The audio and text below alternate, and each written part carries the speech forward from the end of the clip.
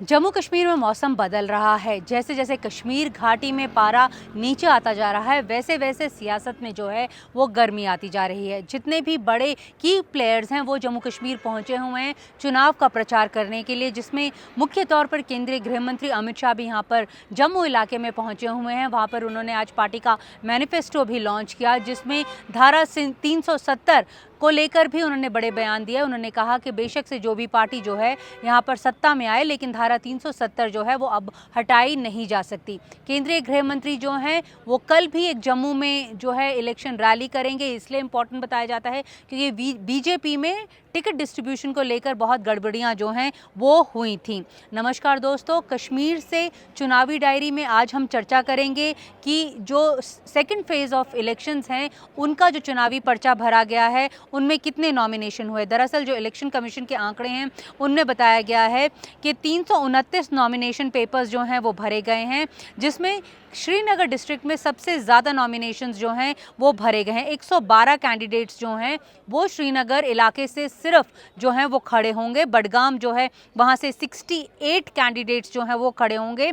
इसके बाद राजौरी, पुंछ, रियासी और गांदरबल का जिक्र आता है। अगर हम सिर्फ श्रीनगर इलाके की बात करें तो सबसे ज़्यादा जो कॉन्स्टिट्यूएंट असेंबली है हब्बा का दल जो है वो कश्मीरी पंडितों का जो है गढ़ बताया जाता है। वहाँ पर 20 कैंडिडेट्स जो हैं वो इस बार चुनावी मैदान में उतरे हैं, जिनमें से 5 से 6 जो हैं वो कश्मीरी पंडित ही हैं। हजरत बल में 18 हैं, जैदी बल में 15 हैं, ऐसे अलग अलग हैं। टोटल जो हैं वो लगभग 329 नॉमिनेशंस जो हैं वो भरे गए हैं, जिनमें सर्जन बरकती के भी 2 नॉमिनेशंस हैं। वो बीरवा से भी खड़ा हो रहा है और साथ में गांदरबल से भी खड़ा हो रहा है।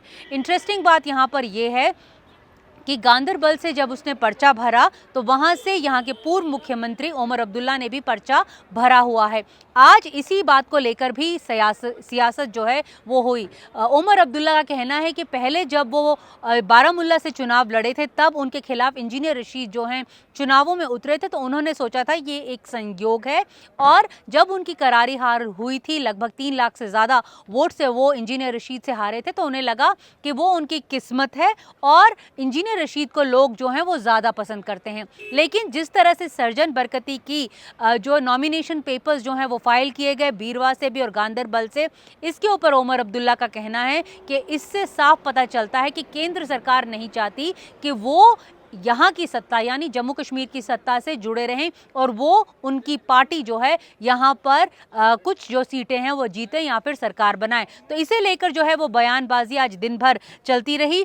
साथ में महबूबा मुफ्ती ने आज जो मुद्दा उठाया, सालों पुराना जो मुद्दा है शोपियां गैंग रेप का, शोपियां गैंग और मर्डर केस का उन्होंने मुद्दा उठाया और कठुआ रेप केस का भी उन्होंने मुद्दा उठाया। दरअसल वो ये कहना चाह रही थी कि जब 2009 में शोपियां मर्डर गैंग और मर्डर केस हुआ था तब यहाँ पर नेशनल कॉन्फ्रेंस की सरकार थी, तो उनका ये कहना था कि जिन लोगों ने इस मामले में आवाज उठाई थी तब की सरकार ने उनके खिलाफ कार्रवाई ना करके बल्कि जिन लोगों ने आवाज उठाई थी उन्हें ही जेल में बंद कर दिया। इसके मुकाबले उन्होंने कहा जब कठुआ में गैंग रेप केस हुआ था तब पीडीपी की सरकार थी, तो पीडीपी ने अपने मंत्रियों को भी खारिज किया था पार्टी से। तो वो एक बता रही थी, एक मैप ड्रॉ कर रही थी, एक स्टैंडर्ड्स जो हैं वो ड्रॉ कर रही थी कि अगर पीडीपी सत्ता में आती है तो क्या स्टैंडर्ड्स ऑफ गवर्नेंस जो हैं वो यहाँ के लोगों को दिए जाएंगे। तो इसे लेकर आज जो है वो चर्चा दिन भर होती रही। और साथ में जो कश्मीर का मुद्दा है, दरअसल कश्मीर में जो इस बार चुनाव हो रहे हैं वो आइडेंटिटी को लेकर हो रहे हैं, स्वाभिमान को लेकर हो रहे हैं। इसके ऊपर भी महबूबा मुफ्ती का कहना था कि जितनी भी पॉलिटिकल पार्टीज जो हैं इस बार कंटेस्ट कर रही हैं उन्होंने कश्मीर के इश्यू को दरअसल धारा 370 से जोड़कर रख दिया है और धारा 370 को स्टेटहुड यानी राज्य के दर्जा से जोड़कर रख दिया है और जो धारा 370 स्टेटहुड और उसे चुनाव से जोड़ दिया है। तो उनका कहना था बेसिकली जो कश्मीर का मुद्दा है वो कहीं लोग भूल गए हैं, तो इसके ऊपर भी जो सियासी बयानबाजी है वो होती रही। तो ये सारी बातें आज हो रही थी, लेकिन हमने आज जैसा कि आपको वादा किया था कि हम आपको लेकर चलेंगे शोपियां, हम गए थे जैनेपुरा। वहाँ पे हमने कुछ फार्मर्स किसानों से बातें की थी जो वहाँ पर सेबों के जिनके बाग हैं, अखरोट के जिनके बाग हैं, उनसे हमने चर्चा की थी कि उनके सियासी मुद्दे क्या हैं और उनकी तकलीफ़ें क्या हैं और वो किन किन मुद्दों को आधार बनाकर वोट करेंगे। तो चलिए मिलते हैं कुछ ऐसे ही लोगों से जिनकी और उनकी बातें सुनते हैं उन्हीं की ज़ुबानी। कश्मीर की चुनावी डायरी में आज हम आपको लेकर आए हैं ज़ैनीपुरा। ज़ैनीपुरा जो है वो शोपियां के इलाके में आता है। ये लैंड ऑफ स्प्रिंग बोला जाता है। यहाँ पे पूरे एशिया में सेकंड लार्जेस्ट जो हैं सेबों के बाग हैं और अखरोटों के बाग हैं। हम कुछ यहाँ पर चर्चा करेंगे कुछ लोगों से जिनके यहाँ पर बाग हैं कि उनके सियासी मुद्दे क्या हैं, क्योंकि यहाँ पर 10 कैंडिडेट्स बेशक से खड़े हो रहे हैं, लेकिन जो यहाँ पर फाइट है या फिर कहें जो लड़ाई है इन चुनावों में 3 मुख्य दलों के बीच में है, जिनमें नेशनल कॉन्फ्रेंस, पीडीपी और एक इंडिपेंडेंट साहब हैं, उनके बीच में है। तो चलिए बात करते हैं इन लोगों से और ये पूछते हैं कि वो क्या कह रहे हैं मसले कश्मीर के बारे में, या फिर कहें उनसे पूछते हैं क्या मुद्दे हैं उनके इस बार चुनावों में। तो हमारे साथ कुछ लोग हैं, उनसे बात करते हैं। सर अपना नाम बताएं, तारुफ करें अपना, क्या नाम है आपका? जी मेरा नाम मुज़म्मिल अहमद ऋषि है और मैं इसी कॉन्स्टिट्यूंसी से ताल्लुक बिलोंग करते हैं। जी जी। ये जो सेबों के बाग हैं, ये शोपियां क्या सेबों के लिए फेमस बताया जाता है? जी बिल्कुल, शोपियान सेबों के लिए ही फेमस बताया जा रहा है। यहाँ से हमारा जो माल जाता है वो मुल्क के मुख्तलिफ हिस्सों में जाता है। हाँ। और इसकी क्वालिटी भी सबसे मेरे हिसाब से तो नंबर 1 क्वालिटी है जो शोपियान एप्पल की है। लेकिन देखिए यहाँ पर आपको ऐसी बागात वाली ज़मीन हज़ारों एकड़ इसके मिलेंगी और वैरायटीज वो उससे भी ज्यादा हैं। लेकिन मसले हैं वो जो मसले हमारे साथ हैं वो कॉमन है। हर किसी वैरायटी के साथ मसला वो मसले 3 है वो कॉमन है। तो उन मसलों में सबसे पहला जो हमारा मसला है, इधर देख के बताएं, नकली जो फर्टिलाइजर्स और पेस्टिसाइड्स का मसला है।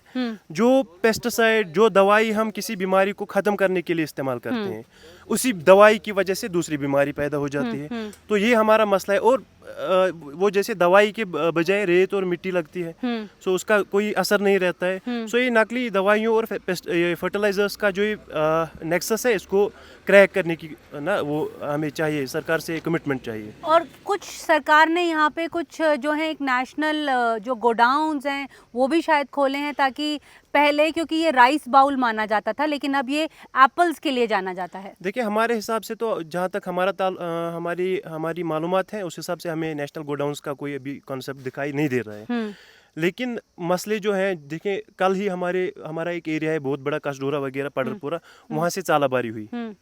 तो उसकी वजह से जो एप्पल का जो ये माल था उसका बहुत ज़्यादा नुकसान हुआ, 90 to 100% नुकसान हुआ। क्या बारिश के कारण? हाँ जी, चालाबारी, ओले गिरे। जी अच्छा। बिल्कुल। तो वहाँ का जो किसान है जिसकी हर कोई एक्टिविटी इसी से इसी पर डिपेंडेंट है, उसका चाहे वो उसके बेटे की शादी करनी हो, चाहे मकान बनाना हो, वो डिपेंड करता है कि सेब कितने निकलेंगे, माल कितना निकलेगा। लेकिन कल जो ये ओलाबारी हो गई उसकी वजह से सारा माल तबाह हो गया। तो हमारी सरकार से ये अपील हमेशा से रही है और आज भी रहेगी कि इसके लिए एक क्रॉप इंश्योरेंस स्कीम वो उसको वो की जाए, ताकि जो किसान है उसको अगर नागहानी कोई आफत आए उसकी वजह से उसकी ज़िंदगी ख़राब ना हो, उसकी जो सपने हो ख़राब ना हो। और तीसरा मसला जो हमारा है वो रेट फ्लक्चुएशंस का है। देखिए गवर्नमेंट ने कस्टम ड्यूटीज़ जो उसमें रिडक्शन किया, वाशिंगटन एप्पल, ईरानियन एप्पल वो यहाँ पे इंपोर्ट ज़्यादा तादाद में हो रहे हैं, उसकी वजह से रेट फ्लक्चुएशन बहुत ज़्यादा हो गई। पिछले साल तक जब हम कोल्ड स्टोर में जो माल रखा जाता था 2000 से 2200-2500 तक रेट जाता था एक पेटी का। इसी साल जिसका माल कोल्ड स्टोर्स में है 200 से ज़्यादा, 300 से ज़्यादा वो इंक्रीज नहीं हुआ। तो ये रेट फ्लक्चुएशंस, एक तो उनका अपना जो उस पर लेबर हुई होगी और वहाँ कोल्ड स्टोर्स की जो रेंट वगैरह वो उसी में गया, जो 300 आए वो उसी में गए। तो हमारी सरकार से ये भी अपील रही कि कोई एक फिक्स्ड अमाउंट जो ये रेट इसकी रहे, ताकि अगर किसान को चाहे कोई नागहानी आफत हो, चाहे कोई दूसरा मसला हो, ये फ्लक्चुएशंस का मसला हो, उसकी ज़िंदगी पर, उसके ख्वाबों पर पानी ना फिरे। सर आप बताएं कि क्या ये सीज़न जो होता है कश्मीर में, सेबों का जो सीज़न होता है वो कौन से महीनों में होता है और किस किस तरह के एप्पल्स होते हैं यहाँ पे? जी एक्चुअली मतलब ये जो सीज़न है सितंबर से शुरू होता है, 2-3 महीने रहता है सेब। तो हार्वेस्टिंग का सीज़न यही होता है सितंबर से लेकर अक्टूबर नवंबर। तो इसमें क्या कहते हैं, कुछ दिक्कतें आती हैं फार्मिंग को लेकर? फार्मिंग में जो दिक्कत आती है वो स्टार्ट से ही होती है। मतलब जब मार्च से शुरू होता है तब से मतलब पेस्टिसाइड्स का इशू रहता है। फिर जो नेचुरल कोई नेचुरल परेशानी होती है, डिज़ास्टर होता है, उससे परेशानी होती है। हम गवर्नमेंट से चाहते हैं कि कोई फिक्स्ड इसका रेट हो और कोई प्लान हो इसका, मतलब गवर्नमेंट इतना ध्यान नहीं देती है जो बड़ी इंडस्ट्री है इसकी तरफ कोई ध्यान नहीं देता। अब सियासी बातें कर लेते हैं। यहाँ पे चुनाव हो रहा है, तो क्या वो लग रहा है कि पहले यहाँ पे पीडीपी जो थी वो ज़्यादा सत्ता में रहती थी, अब इंडिपेंडेंट के तौर पर मीर साहब जो हैं वो लड़ रहे हैं, तो क्या इश्यूज हैं यहाँ पे ज़ैनीपुरा के लोगों के? देखिए 2019 से यहाँ पे इशू ही इशू है। तो गवर्नमेंट जो है मतलब सियासी तौर पे यहाँ पे किसी भी कोई मतलब असेंबली नहीं रही। उसके बाद जो हुआ सब एलजी के थ्रू हुआ। तो अब यहाँ जब मतलब परेशानी ही परेशानी हुई तब से।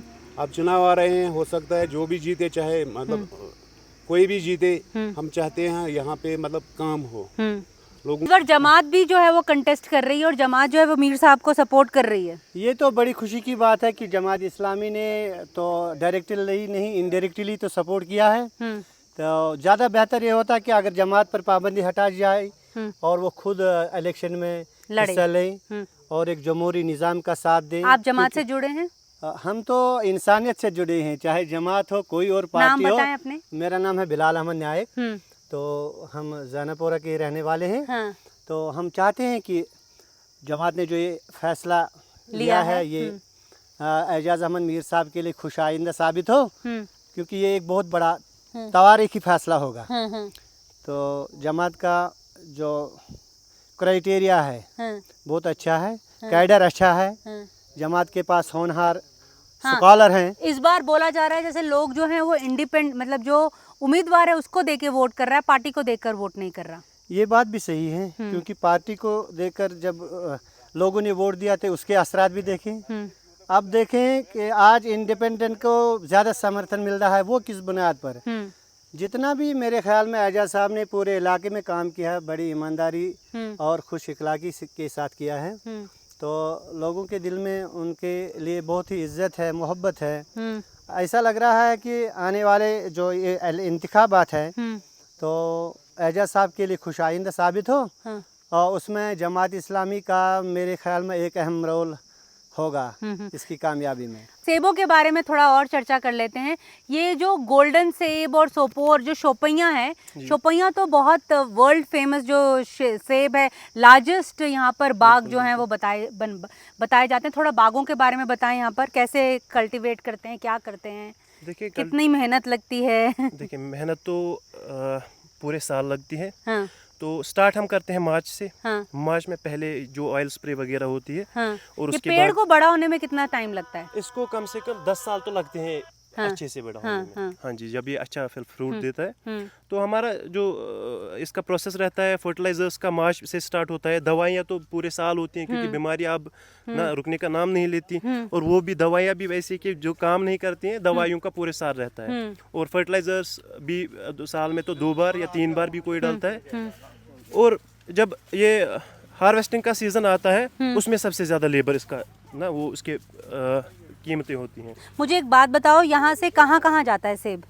यहाँ से जाता है राजस्थान जाता है, दिल्ली जाता है, महाराष्ट्र जाता है, पंजाब जाता है और इंडिया के ऑलमोस्ट हर किसी स्टेट में जाता है। अब जो राजस्थान और दिल्ली ये प्रोमिनेंट है, जयपुर में जाती है जो वहाँ की मंडी है वो ज़्यादा है। यहाँ का शोपियान का एप्पल ज़्यादा जाता है राजस्थान और यहाँ क्या बोलते हैं इसको दिल्ली में। जी। क्या गोल्डन एप्पल और रेड एप्पल क्या क्या डिफरेंस क्या होता है इनमें? ग्रेडिंग भी तो होती है एप्पल की? जी ग्रेडिंग होती है। गोल्डन एप्पल का उसका पहले तो कलर उसमें उसका रेड नहीं होता है पहली बार, और उसका टेस्ट में भी डिफरेंस होता है, उसका गोल्डन कलर ही होता है। और एप्पल का डिलीशियस जो है, चाहे डिलीशियस हो या कुल्लू डिलीशियस हो, कुल्लू डिलीशियस और डिलीशियस में टेस्ट का डिफरेंस है, कलर सेम होता है, कुल्लू में ज़्यादा ही होता है। और अब ज़्यादा हाई डेंसिटी का जो आया है कॉन्सेप्ट, हाई डेंसिटी भी अब बहुत ज़्यादा लोग होकर लगा रहे हैं बागात में, तो उसका भी एक बहुत बड़ा इम्पैक्ट पड़ रहा है। तो कुछ सालों में यहाँ पे मुझे लगता है कि जो ट्रेडिशनल एप्पल ऑर्चर्ड्स हैं वो इक्वल हो जाएंगे जो ये यहाँ है हाई डेंसिटी का, क्योंकि अब लोग हाई डेंसिटी की तरफ ज़्यादा जाते हैं। हाइब्रिड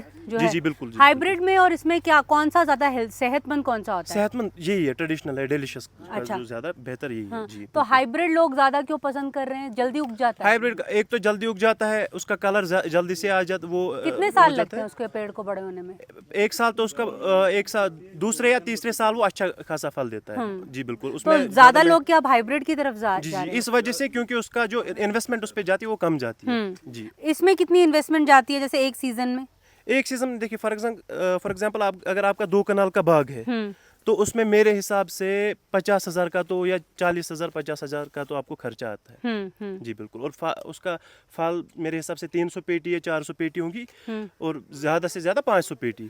तो उसमें खर्चा तो पहले ही 50-60 हज़ार आता है फर्टिलाइजर्स पेस्टिसाइड्स का, और उसके बाद जो लेबर होती है पूरे साल की वो काट के फिर बचता उतना ज़्यादा नहीं है। लेबर जो है ये लोकल होती है या बाहर से लाते हैं आप लोग?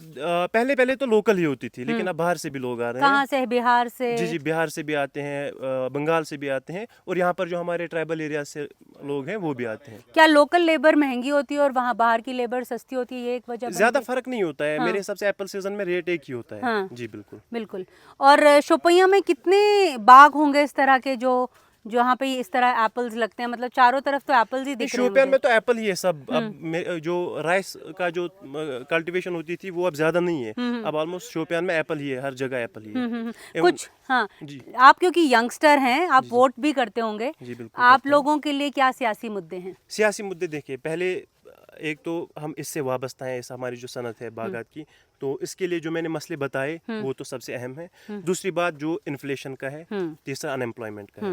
ये बहुत ज़्यादा संगीन मसले हैं, क्योंकि यहाँ का जो पढ़ा लिखा PhD वाला वो भी बेरोजगार है, और वो भी आजकल मजदूरी के लिए ही अब कोशिश कर रहा है, और बाकी जो छोटे मोटे कार है ये है बिजनेसेस हैं उनमें हिस्सा ले रहे हैं। गवर्नमेंट एम्प्लॉयमेंट का कंसेप्ट अब फेड अवे हो रहा है, क्योंकि ज़्यादा गवर्नमेंट भी उसमें वो ज़्यादा नहीं ले रही है, पेन्स नहीं ले रही है। पिछले सालों में जो रिक्रूटमेंट्स हुई उनमें वो उन्होंने ख़त्म कर दिए, क्योंकि पेपर लीक्स वगैरह का मसला होता था। तो इस वजह से गवर्नमेंट ने भी उसमें ज़्यादा पेन्स नहीं ली। इस वजह से आप कितने हमारे- पढ़े हुए हो? जी मैं भी ग्रेजुएशन कर रहा हूँ। ग्रेजुएशन कर रहे हैं। अमर सिंह कॉलेज श्रीनगर में। अमर सिंह कॉलेज, अच्छा। मैं गई थी कल ब्रेड्स एंड ब्रिक्स में, बुक्स एंड ब्रिक्स में। जी हाँ, वहीं पर है। जाते हो आप वहाँ पर? जी कभी कभी जाते हैं। हाँ हाँ। तो ये जो बेरोजगारी का आप मुद्दा उठा रहे हो, तो और साथ में ये जो पेपर लीक का, इसके बारे में थोड़ा बताओ कि क्या क्या पेपर लीक को लेकर जो युवा वर्ग है वो कितना चिंतित है, ये थोड़ा बताओ। बहुत ज़्यादा है। देखिए मेरे बहुत सारे फ्रेंड्स हैं जिन्होंने नीट के लिए किया था, वो उनमें से कुछ की सिलेक्शन हो गई, कुछ की नहीं होगी। लेकिन फिर जब पेपर लीक का वो मुद्दा सामने आ गया तो दोनों की जो ना वो एस्पिरेशंस हैं उन पर बहुत ज़्यादा बहुत ज़्यादा इफेक्ट हुई, क्योंकि उनको अब वो भरोसा से गवर्नमेंट मशीनरी पे भरोसा से उठ गया था। या पिछले जो रिक्रूटमेंट्स यहाँ पे वो कैंसिल कर दी गई इसी वजह से कि पेपर लीक का होता था मसला।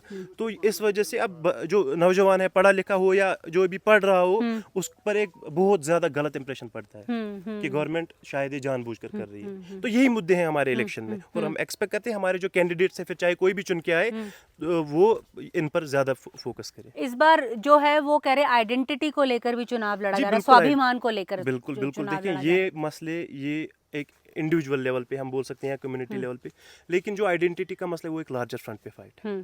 सो उस पर भी हम ज़्यादा फोकस करते हैं।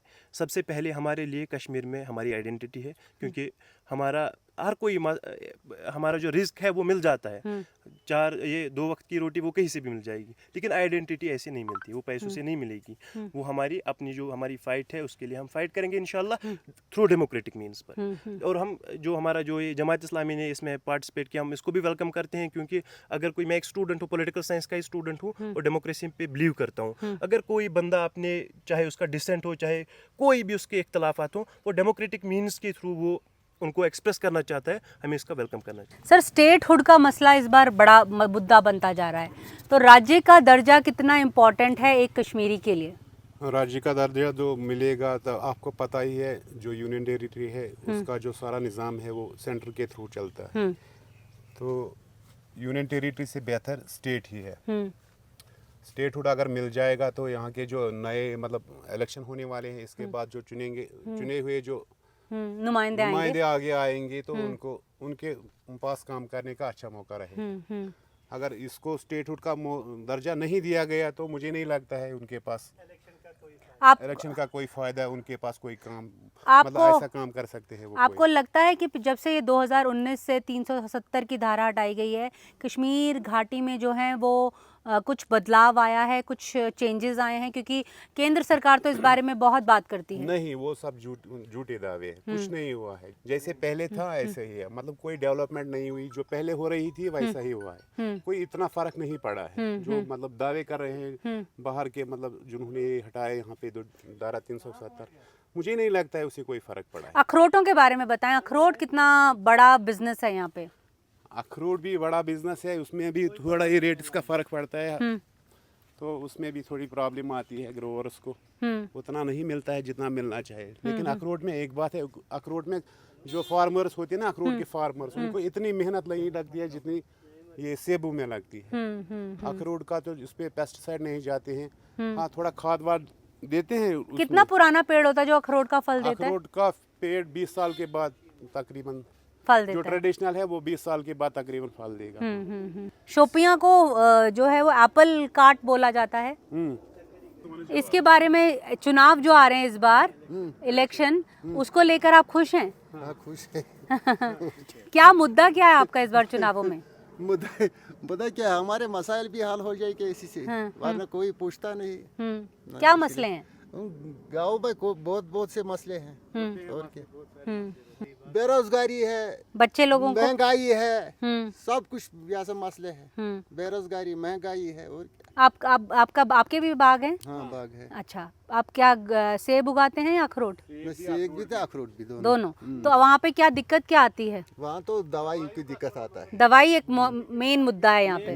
मेन मुद्दा दवाई। हाँ, डुप्लीकेट अच्छा दवाई नहीं मिलता है। जिसके कारण इसकी जो बिक्री है वो कम होती है। कम क्या होती है? हाँ, होती है। 1 किलो सेब कितने का मिल जाता है यहाँ पे, जो अच्छी क्वालिटी का होता अच्छी है? क्वालिटी का तकरीबन 70 रुपीज 80 रुपीज का मिल जाता है। मतलब जो बाहर के लोग आते हैं तकरीबन 70 to 120 जो हाइब्रिड है, मतलब उस पे 120। हाइब्रिड को लोग क्यों पसंद करते हैं? वो मतलब सेहत के लिए तो इतना ज्यादा अच्छा। सेहत के लिए फ्रूट हर कोई अच्छा होता है, लेकिन ज्यादा जो डिलीशियस अच्छा है। ज्यादा जो है ट्रेडिशनल में थोड़ा मजा ज्यादा होता है। ये ट्रेडिशनल है थोड़ा, इसमें मतलब मजे की बात है, उसमें शुगर जो कंटेंट है बराबर होता रहता है। इससे सेब से और क्या क्या चीजें बनती हैं? जैम बनता है? क्या जैम बनता है? नहीं, जूस बनता है। जूस बनता जूस बनता दवाई है। का ये मसला है ना, दिखा। जैसे दवाई अच्छा नहीं मिलता है ना, फिर तो निकलता है ये दाग है ना, ये दवाई के कारण है। हाँ। है ना, अगर अच्छा दवाई इसको लगेगा। तो ज्यादातर जो यहाँ पे जो फार्मिंग होती है सेबू की होती है। पहले होती थी राइस की, लेकिन उसमें उतना नहीं था, मतलब पैसा उसमें नहीं था उतना। मुश्किल से मतलब वो 2 वक्त की मतलब रोटी मिलती थी। लेकिन तब से जो ये ट्रांसफर हुआ है सेबू में, सेब फार्मिंग में लोगों का अच्छा खासा मुनाफा रहता है। लेकिन बदकिस्मती की बात ये है, यहाँ पे दवाई का मतलब उसमें भी बड़े। ये क्या अंदर, ये कैसे फार्म? ये ट्रेडिशनल, ये हाइब्रिड है। हाइब्रिड है, ये देख हाँ, सकते ये हैं इसी थोड़ा? साल लगाया है। देख सकते हैं हाँ, इसको? हाँ, देख सकते। कैसे? इधर से गेट है, मैम यहाँ से आओ। इधर से गेट। मैम यहाँ से आओ। हाइब्रिड एप्पल जो है वो बहुत फेमस हो रहा है आजकल। हाँ, आजकल उसमें मगर मजा उतना है नहीं जितना डेंटिस को। मगर डेंटिस को एक जो है चीज है ना, उसको रंग कम। ठीक है, ये देखो, रंग कम आता है। ये हाइब्रिड है। ये हाइब्रिड है? इसमें लगाए पॉलिनाइजर इसको कहते हैं। हाइब्रिड है मैम, पॉलिश? पॉलिनाइजर। अच्छा, ये हाइब्रिड है। हाँ मैम। ये कितने का बिकता है? ये इधर रेट अच्छा जाता है। इसका रेट अच्छा जाता है, कितना? 100 से ऊपर भी जाता है किलो। खाओगे एक सी दे दिया। हाँ हाँ हाँ।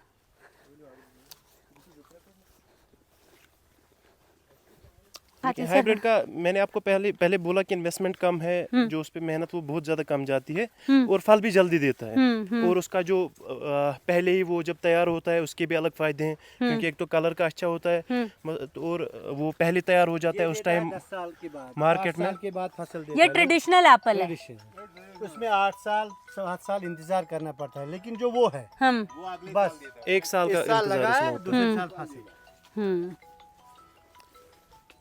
और यहाँ से आपको बहुत सारे, यहाँ से आपको ट्रेडिशनल ऑर्चर्ड्स में भी आप पॉलिनाइजर्स जो हाइब्रिड वेराइटीज़ के हैं उसके पॉलिनाइजर्स मिलेंगे। मैम ये इसी साल लगा है, अभी इसको अगले साल सेब आएंगे।